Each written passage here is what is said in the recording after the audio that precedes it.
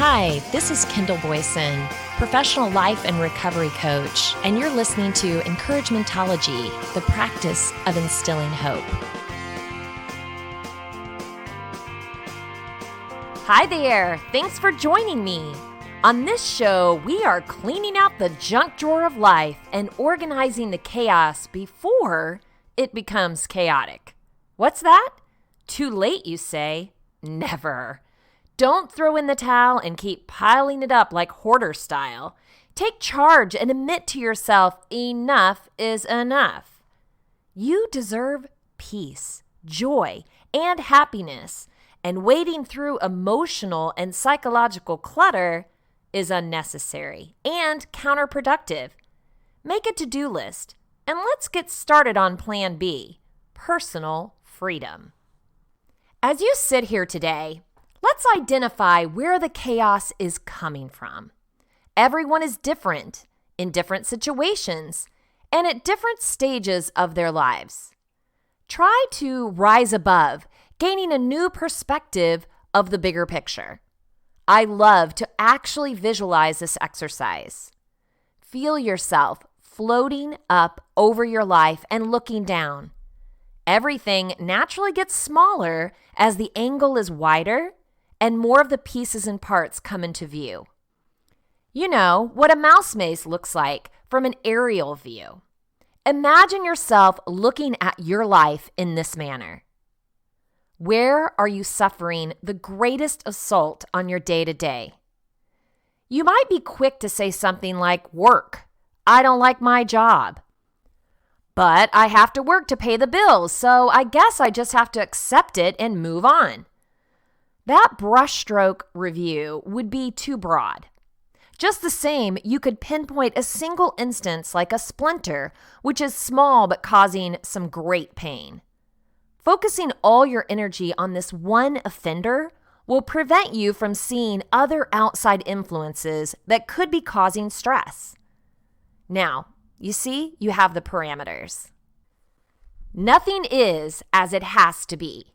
You may not be able to quit your job and find your dream job that brings you nothing but happiness today. But you can hover over that scene, zeroing in on the one thing that prevents you from enjoying your work. Okay, maybe it's more than one thing, but the idea is not to accept the general view. I hate it. Get specific and dig deeper into the why. You might be able to pull out that splinter, but my guess is that without understanding your obsession over the single moments of pain in your life, there will be another and another. Your journey is always going to be about getting real and honest with yourself, not accepting things as they are and searching to find a positive alternative. Understanding where the chaos is coming from gives you a starting point to untangling the mess and finding a new way to cope and move forward.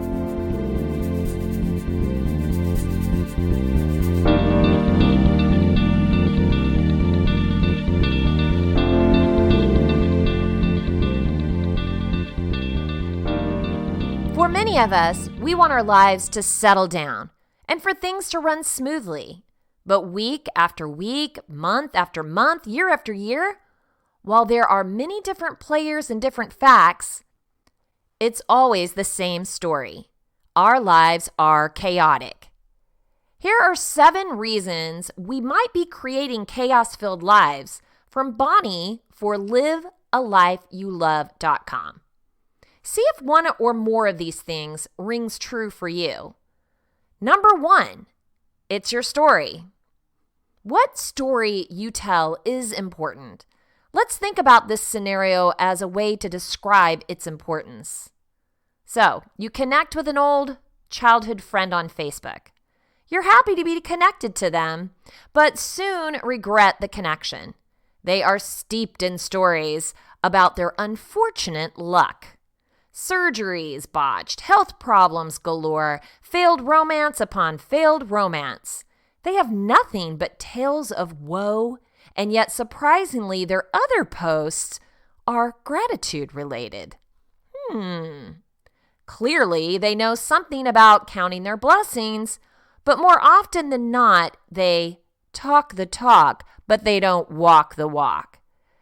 The story of their life to the world and to themselves is, oh, poor me. I'm sure your friend doesn't realize the impact their stories have on the reality they are creating. So what do you do about it? If you find yourself telling tales of misfortune at every opportunity, stop already. Ideally, you will catch yourself before you utter a word, at which point you can tell a tale of your success or insight instead. You probably won't find it easy at first. You'll be so steeped in looking for the negative, you'll have a hard time finding the positive. But commit yourself to look for it. Tell a story, even if only to yourself, every single day.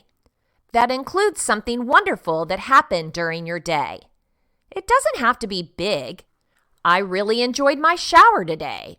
Or those strawberries I had for breakfast were super sweet. Or that was the funniest TV show I've seen all month.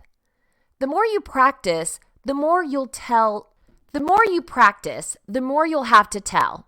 What you focus on is what you draw into your reality. So before you know it, you'll be hard-pressed to find anything at all that is worth complaining about. Number 2, it's your identity. How we think of ourselves is self-fulfilling prophecy. Once we start down a path of identifying ourselves as unfortunate, struggling victims, it becomes harder to pull ourselves out of this mindset. Why? Because the self-identity we've created as a victim calls forth more events into our lives to solidify that victim consciousness. As those new chaos-filled realities reinforce our identity, the vicious cycle continues. But the victim identity isn't the only one that keeps us in chaos. The fixer identity does as well. Every fixer needs something to fix. So creating chaos and crisis unconsciously, of course, is a must for fixers who specialize in coming to the rescue. This doesn't necessarily mean you have one identity or the other. You may have a victim identity with, let's say, your parents, and a fixer identity with, let's say, your children or friends. So, what do you do about it? Recognize whether you identify with being the victim or being the rescuer or both. Forgive yourself for that and begin to see and feel yourself as one who lives an easy, elegant, struggle-free life and who doesn't get caught up in whatever chaos is happening around you. It's all about your perception and your visualization. Practice compassionate detachment when those you love are feeling challenged. You can care without emotionally jumping into the chaos others are creating. A note on this. You may not be able to shift another's choice to stop creating chaos in their life, but what you can do is to shift your response to their creation. Modeling a vision for them as leading an easy, elegant, peaceful, and successful life is all you can do. You can't make the choice for them. Number 3, you secretly like it. Don't breeze by this one too fast, my friend. If you didn't like at least an aspect of the chaos you create, you wouldn't be creating it. What on earth, you might ask, is there to like about chaos? Well, the excitement for one. Yes, you could do without the flat tire, the never-ending head cold, the leaky roof, the family crisis. You see where I'm going here. Another reason you might keep chaos around is that it puts you in the spotlight. If you can't wait to tell your friends, family, and coworkers about the bad things that happen, this might be your payoff. I know it's not pretty, but don't worry, there's a way out. So what do? Again, first, forgive yourself. Then commit to finding the excitement and attention, or whatever the payoff might be, somewhere else. Talk about the bad things that happen only on a need-to-know basis. Instead, find only good things to talk about. Again, this may seem difficult at first, but it will get easier. Don't want bad things to follow you around? Stop putting it in the universe. Number 4, you don't really think that you have a choice. You might be thinking, boy, I'd like to stop creating chaos in my life, but that's just ridiculous. Chaos and crisis just happen. In fact, they don't just happen. We create them happening. Not by consciously making them happen, but by unconsciously letting them happen. So what do you do about it? If this rings true even slightly, you probably have a belief like, I don't create 100% of my reality. Simply change it to, I do create 100% of my reality, along with any other beliefs keeping chaos around, and then watch your world transform. Number 5, you believe you deserve it. This is another one you might blow by too quickly. Of course, your conscious adult self doesn't believe you deserve chaos and crisis in your life.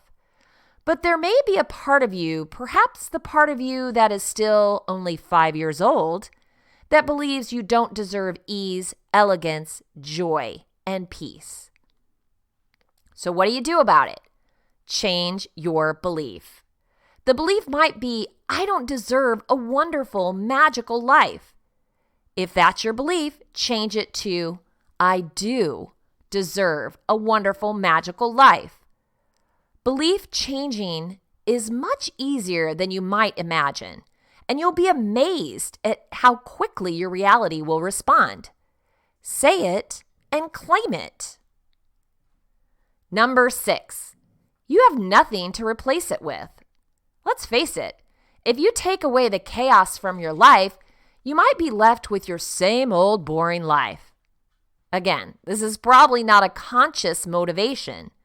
We all create from our unconscious selves until we become conscious of the energy we're emitting in the form of thoughts, feelings, and beliefs. What do you do about it?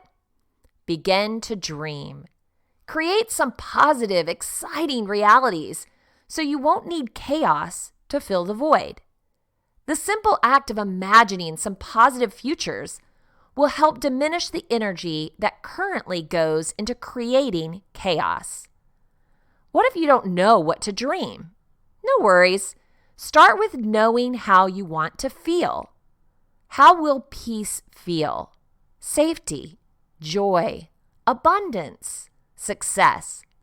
Start feeling those things. Feelings create your world. Number 7, success scares the heck out of you. Aha, there it is. Well, my friend, you are not alone. Let's face it, we all know failure, crisis, and chaos far too well. And like old, worn furniture, we find it comfortable and familiar. If you dream too big, too far from what you know, anything could happen. So what do you do about it? That's right, anything could happen if you allow it to. But you won't create amazing new futures unless you take a look at your fear of success and handle it. What does that look like? It looks like thinking the worst that could happen if you become successful, writing it down, figuring out what beliefs lie behind those fears, and then changing them. Decide what you want the consequences of success to be. If you can manifest the dream, you can manifest the consequences of that dream. Remember, creating your current life took years, decades perhaps. Creating a life filled with ease, elegance, peace, safety, success, and love will take time too. You don't have to do it all today, but begin today. Set an intention today. Make a commitment today. Like it or not, the chaos in your life is your creation. And that is good news. Because you created it, you can change it. For me, chaos can come in a way of spreading myself too thin. Does that make sense? I'm not a hoarder, but more of a minimalist, so I don't struggle with physical clutter. I don't obsess over the times I've been wronged or feel the same pull I once did to fix others. So I don't struggle with emotional clutter. Where I can overextend myself and create a bit of chaos is in my commitments. I love to be busy, or so I thought. So I got a free hour? Sure, I can take on another client, run another project, start a side business, no problem. I love feeling productive and creating opportunities, but I don't love feeling overwhelmed. For me, completing a task or a project gives me a charge, but at what price? I was exhausted and burning the candle at both ends, but I wasn't willing to let anything go. Sound familiar? I can do it. Let me just rest and regroup. I got this. Why? When you take the things you love and overload your life with them while managing the normal day-to-day, you can find yourself depleted, soul-crushing instead of soul-nourishing. It took a pandemic shutting me out of many of my responsibilities for me to regroup. I found out that I love to read and transport my mind to different places, times, and situations. I love working with my hands and being creative. These are important to me, and as things open up a bit, will remain part of my mix. You really do have more time than you think you do when you find something you're passionate about. Cut through the chaos with a healthy balance. Let's face it, life is busy in general, so to avoid chaos at certain times is unrealistic. But maybe finding ways to embrace the chaos and reorganize is a positive coping strategy.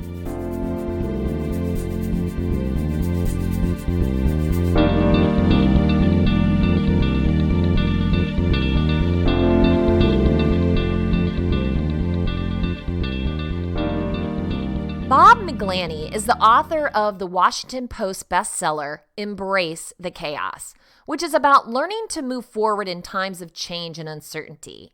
Here are some of his ideas. Embrace the chaos means to accept the uncertainty of life and move forward anyway.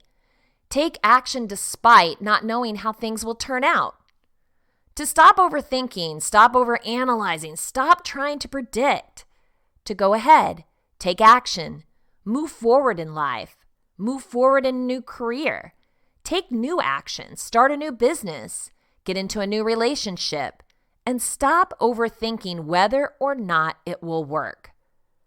But self-doubt arises in all of us.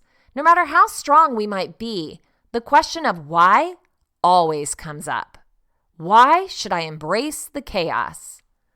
Well, number one, accept the chaos of life is better than trying to fight it. Life has always been unpredictable and full of uncertainty. We just didn't realize it. Accept it. Don't fight it. Accepting the reality of our world today is the most important way to learn to live in it.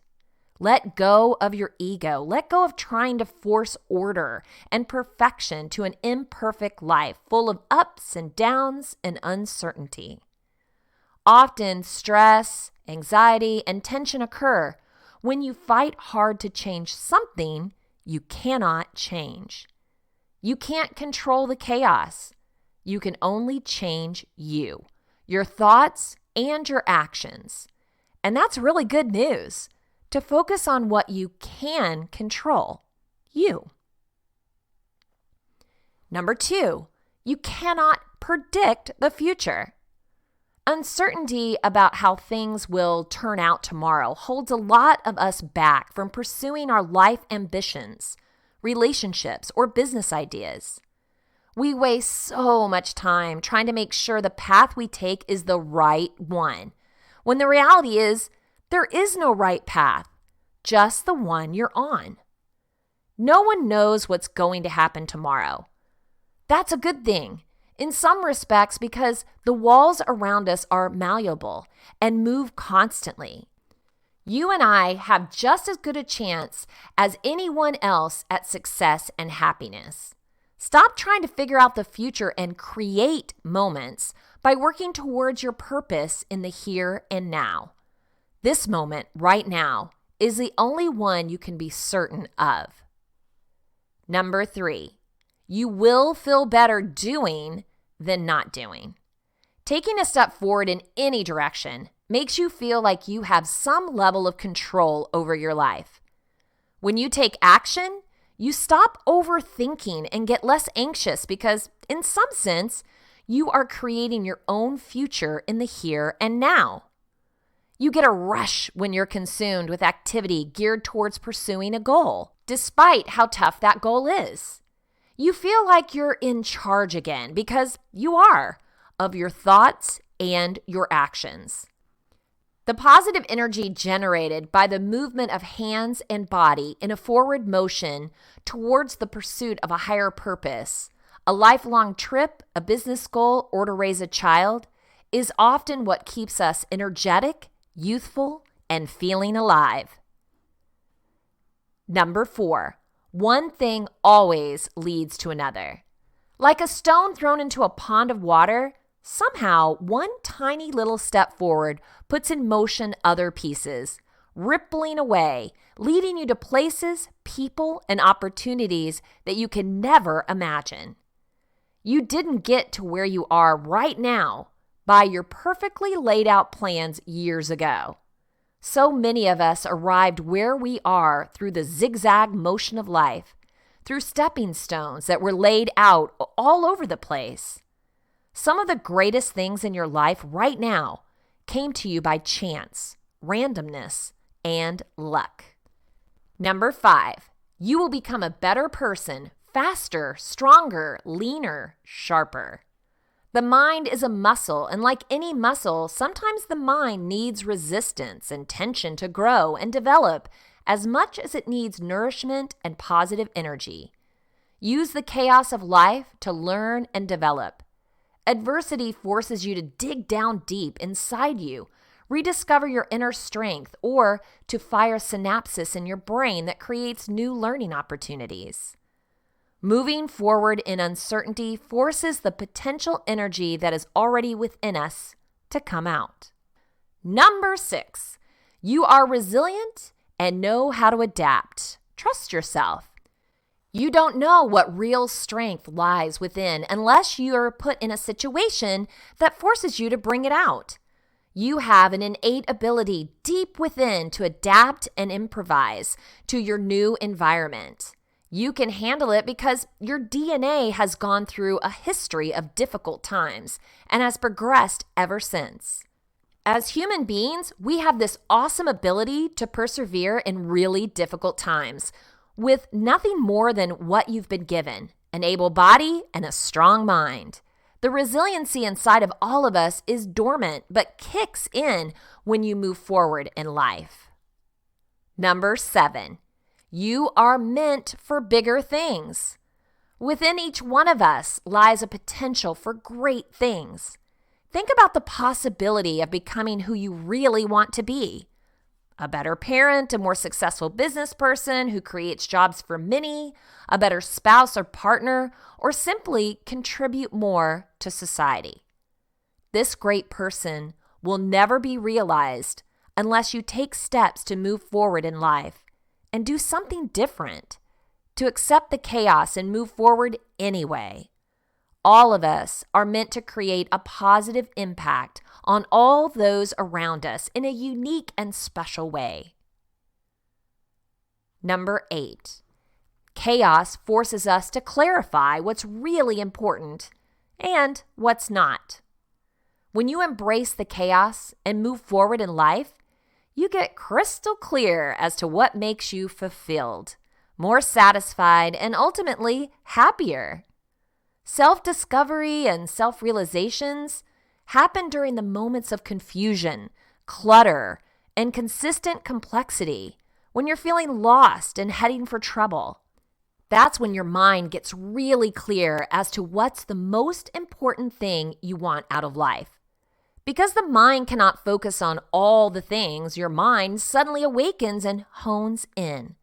For some of us, a big challenge or adversity that seems insurmountable at the time jolts us to recognize what we really want. And for some people, it becomes less about the money and more about the relationships, the family, the kids, and the good health. Number 9, chaos can make you grateful. Humility is a wonderful thing, and for some of us, it only comes when you're forced to deal with something life-changing. Life is so unpredictably fast and really short. When you accept the ups and downs and the uncertainty of life, you begin to be grateful for what you have and not dwell on what you don't. The joy and happiness that comes from appreciating what you have adds fuel to the fire already burning inside of you to achieve your lifelong goals. You'll only realize how great of a life you have when you wake up and see the realities of your existence. Being grateful makes you so much happier for the small things. Number 10, chaos can be transformative. Sometimes difficult, unpredictable, and terrible experiences awaken us to the realities of our existence, often encouraging us to get on with work we have been waiting to do. Whether we like it or not, it forces us to make difficult choices and take bold steps forward in life.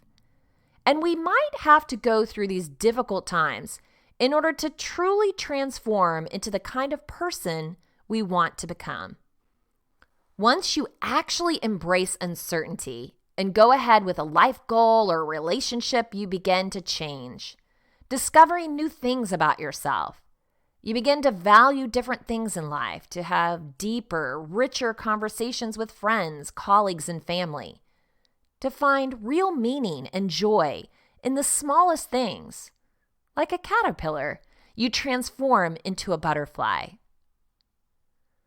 Number 11, things have a way of working out in the end. People say things have a way of working out in the end because it's often so true. Perhaps not always, but there's a reason why it's a commonly used phrase. In a strange way, you have to have some level of faith, perhaps a belief that accidents that happen in life are there to teach us something, to shape your life, to shape your core beliefs, to make us who we are. When you're in the thick of uncertainty and chaos at work or in your personal life, it's hard to see, but think of all the times in your past when you thought it was really, really bad.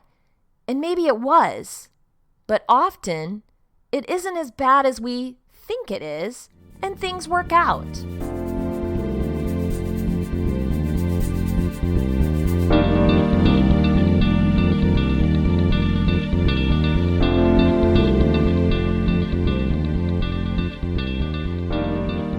We are looking at chaos in a couple of different ways: avoiding, organizing, and embracing. You really need to have a good understanding of what you're dealing with before picking the right lane. If you are drowning in chaos, feeling overwhelmed and stuck, embracing more and leaning in might not be the right move for you at that time. For you, giving yourself time to identify and declutter your life might be the only place to start. Spend some time by yourself, unplug, and listen to your heart. So often we are looking for a quick way out, so we grab a YouTube video on how to organize or read a blog on letting go. We are looking to a long-term solution instead of a short-term fix. You can find someone everywhere you look telling you what you need and what to do. We are plopped down right in the middle of it all. Frankly, it's assaulting. You make the conscious decision to turn it off and bury your head, so to speak, and then you're unaware and not part of what's going on in the world. Really? Do we need to be that involved? Maybe your chaos is coming from trying to mentally manage your day-to-day, the needs of your community, the health of the state, and a global crisis. Sheesh, wouldn't you say that's a bit much? You have a responsibility to yourself to push back. Just as you feed yourself when you're hungry, bathe yourself when you're dirty, and sleep when you're tired, consume info as needed. Want to know what the weather is? Look it up. Need to know the weather patterns for the whole country? Not sure you do. Have a lot invested in the market and need to check the pulse? Fine. Get alerts as things go up and down every minute? Not necessary. These are just 2 examples. Apply them to what you digest today and what you actually need to know. There might be some overconsumption issues there. Joanne Kleinman gives us 4 steps to calm the chaos in your mind in an article she wrote for Virtue Health. We live in a culture that fosters an overactive mind. It creates worry, frustration, dissatisfaction, sleeplessness, and a feeling that no matter what your life is like, something or many things about it need to be different. Your mind creates an internal chaotic war, and you think the way to peace is through conscious self-improvement, or you fixate on changing or improving the people around you. Here's the bottom line. You will never feel the contentment, joy, love, and satisfaction you want in your life with this inner battle going on. To stop it, you need to stop listening to the chronic chaos in your mind. Inner peace will never come from losing 10, 20, 50 pounds, finding the ideal mate, having the perfect job, or even raising the happiest children. The key to your peace and contentment is within you. Recognize that the internal response to your life circumstances determine how you feel and think about yourself and your life, not the circumstances themselves. Ask yourself these questions each morning. Every day, as soon as you wake up, what do I need to let go of right now to be calm? In other words, what thoughts are causing chaos in your mind? Set a timer for 5 minutes and ask yourself this question repeatedly. Write down the responses that come to mind. Then you ask yourself a second question. What do I have to be grateful for? Set the timer for another 5 minutes and write down your responses. What you learn in these 10 minutes has the power to change your whole life. Note the physical responses you have to chaotic thinking. Every thought you have creates a physical response in your nervous system and an emotional feeling in your body. Yet you often allow your mind to go wherever it wants to go without taking control over the direction it goes. Pay attention to the emotional and physical responses in your body when your mind goes to the chaotic, negative place. Does your neck get tense? Do you have knots in your stomach? Do you feel run down or cranky? These physical reactions are a sign that you need to get your mind in check. Notice your attachment to outcomes. Focusing on producing specific outcomes in your life makes you fixate on controlling things that you really don't have control over. This causes fear and anxiety because the more you try to control something you can't actually control, the more out of control you feel. In order to try to feel more in control, you try even harder to control what couldn't be controlled in the first place. Does this sound insane or what? Ask yourself who or what you're trying to control that you really don't have any control over. Tired of me saying the word control? Choose to let go. Sometimes you're afraid to let go of the thoughts you fixate on because these fixations become part of your identity. Have you ever thought, I don't know what I would do if I wasn't trying to fix or control that part of my life. You focus on past mistakes because you think holding on to the shame and regret will prevent you from making the same mistakes again. A constant reminder. You worry about the future because you think worrying about it will somehow let you control its outcome. To create an immediate sense of inner calm and peace, start a daily practice of letting go of past regret and future worry, and consciously direct your mind to right here, right now. A good technique I like to use is just to start feeling your body. When you feel yourself obsessing, you tend to ruminate and get your mind all spun out of control. Stop yourself. Say it out loud. Stop. Ask yourself this question: can I go back in time and fix the issue or problem that already happened? I know your answer is going to be no. If it is, tell yourself it's time to let it go. I'm going to focus my energy on what I can control, and that's me moving forward. Next thing, feel your feet. Feel your toes. Wiggle them. Roll your shoulders back. Stretch your hands out. Wiggle your fingers. This act will allow you to feel present in the moment. Bringing yourself to the moment you are in will help you from worrying about the future. Stop the story where the facts end. If you can't predict the future, why are you talking about it? Time is so precious and the only thing we don't have enough of. Why waste it on the past or the future and miss the present?